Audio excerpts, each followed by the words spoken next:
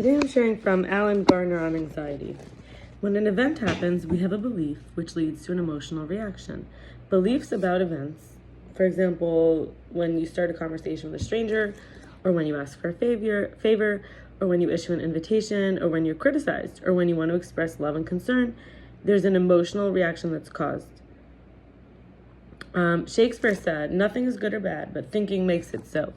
Dr. Albert Ellis, the founder of rational emotive therapy, and Dr. Aron Beck, the professor of psychiatry at the University of PA, Pennsylvania, isolated beliefs that bring about severe anxiety. They are going to be listed, but first of all, they're irrational, illogical, unprovable beliefs. And healing is when we challenge these beliefs that we hold. Before I go in them, I want to read one more quote, which is from Epictetus. Epictetus, Epictetus. Men are disturbed not by things, but by the views they take of them.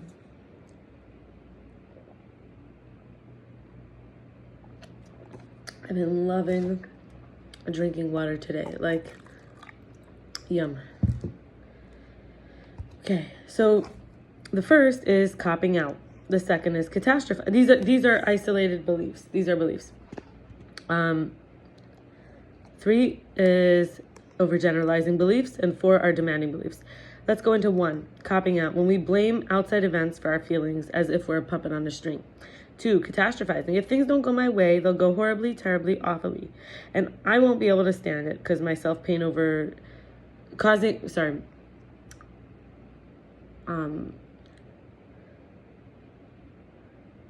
because my self-pain that will be had by the rejection or the failure is just a possibility, but I'm making it real, causing myself that pain already. In other words, we don't take not taking chances because of, a slight inconvenience or a mildly unfortunate possibility. Then we have overgeneralizing, making past failures,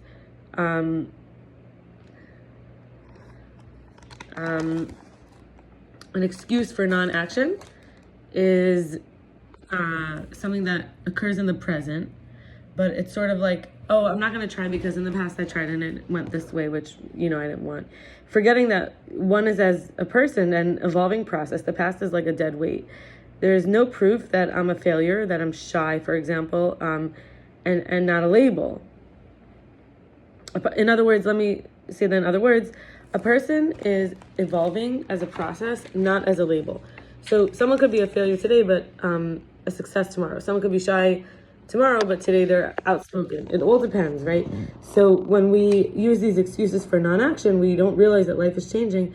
And the past, when we carry it like it's for sure going to happen, it's a dead weight, and it's not proof. So failure is the price that we pay for success. That's a belief that is completely different. Or no one gets unanimous approval, even not the presidents or celebrities. That's another belief that could be helpful. Or a belief like, when there's this idea that, how do I want to treat others? So if I overgeneralize my own nature or fate, like I'm doomed or it's inevitable, I'm going to do it to others also, versus like the accuracy of like when we look at someone else, we'll see, okay, it's possible that good things will happen to them, right? We don't want to be someone who's always like predicting bad things. So that's another way of reshaping the motivation of a belief, like reshaping the belief that could be motivated by as not wanting to be like a Debbie Downer for people. Then of course situational problems are not global problems. And in this case could be that the stuff is heavy, but like if I had a wagon, it wouldn't be a problem. Like it's not necessarily too much for people to do that. It depends on how it happens, whether something's a problem or not. And 4 is demanding obedience to the self, defeating rules, adhering to rigid rules of conduct that actually impair the ability to be socially effective. We might think of any of these as should, shouldn't, do not, ought not, must not, and these could make us feel frustrated or feel like a failure. Demanding a false reward for following the rules properly is like a temporary safety, but the obedience prevents progress or success. Like we think, oh, I'm so good. But actually we never make change, or we don't do the things we're supposed to do, rise up to the occasion. A perfectionist can always spot an error, and therefore you might end like someone who behaves as a perfectionist ends up paralyzed in non-action, or sometimes called inaction. And but it's important to remember, if we always avoid mistakes, we never try. Every action will require time and effort and passing up other opportunities. So demanding is also sometimes a good thing, because it does mean that we're investing here and, we won't be able to invest in the other thing.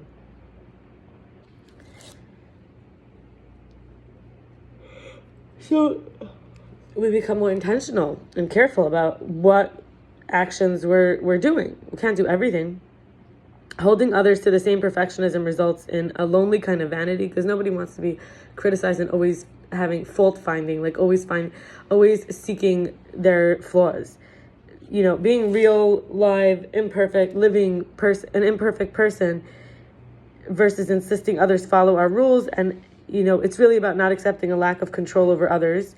We cannot control the others, their perceptions on their relationship, their past relationships, the shared situation, their ideals, the role models that they will want to pattern after, physical state, emotional state.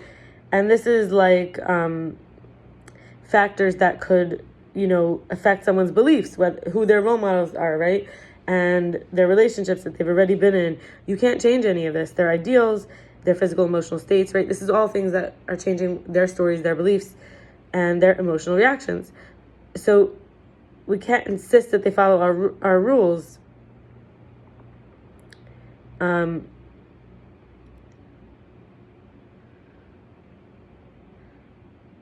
But we could engage in friendliness, consideration, love, and agreement. I want to add, Freud said that all behavior is meaningful.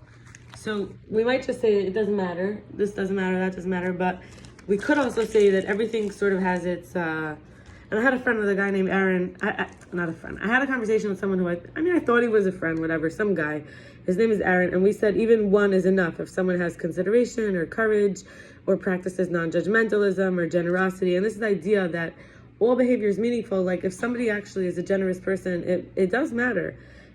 It really does. And I wanted to say, like, I did some inner work. I was thinking about, like, who do I miss being?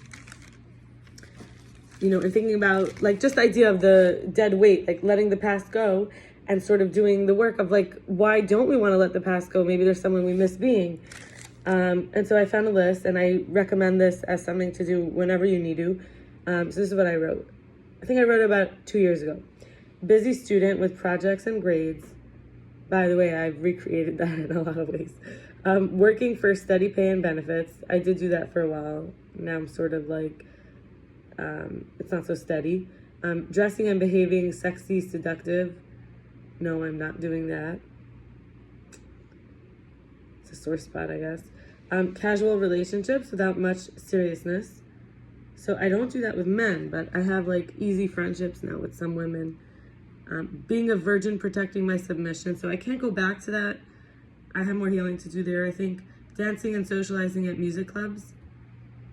There's something interesting because I wonder if there was a way to like do that, without it having to be sexual. Like if it was possible to just fully enjoy the music and like, so now I am actually part of a music group. We meet 3 times a week online. And once a week I go to another group where we do use a little bit of music as well. So they're kind of like clubs, but they're not, in person.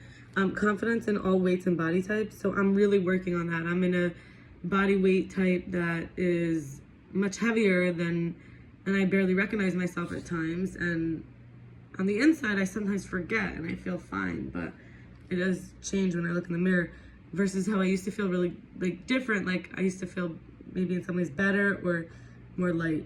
I'm feeling like a fresh new light being. There was times where I felt like reborn. It happens a little bit recently. Like sometimes I feel like renewed.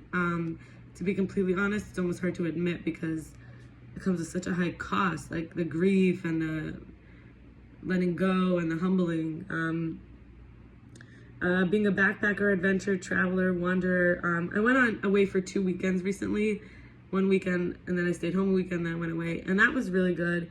It's a little taste, a little memory, but I do sometimes miss really the true traveling I used to do. Or the more involved, immersive traveling farther away. Friends and friend groups who invite me over and out. So instead of having specifically friends, I'm part of a community now where I get invited to a lot of things. And there are places to go where there's often people there that I know. Camping, low maintenance, easygoing nature company. I would say it's a little bit of like a hippie vibe. And